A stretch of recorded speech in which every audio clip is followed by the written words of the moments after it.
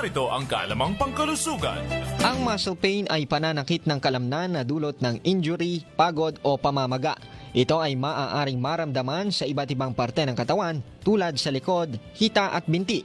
Bukod sa pagod at labis na pagtrabaho ng muscle, maaari ring sintomas ang muscle pain ng ibang karamdaman gaya ng pabalik-balik na sakit ng katawan at trangkaso.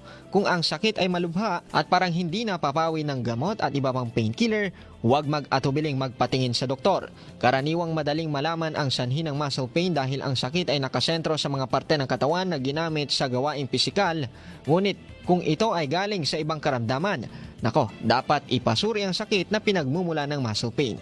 Upang maiwasan ang pananakit ng katawan, ugaliing mag-stretching bago gumawa ng nakakapagod na aktibidad tulad ng sports at pagbubuhat ng mabigat. Binabanat ng stretching ang mga kalamnan upang madagdagan ang kakayahan nitong tumanggap ng tensyon. At huwag kalimutang mag-warm up kung ikaw ay mag-e-ehersisyo. Halim Abbas, NDBC, Bida Balita.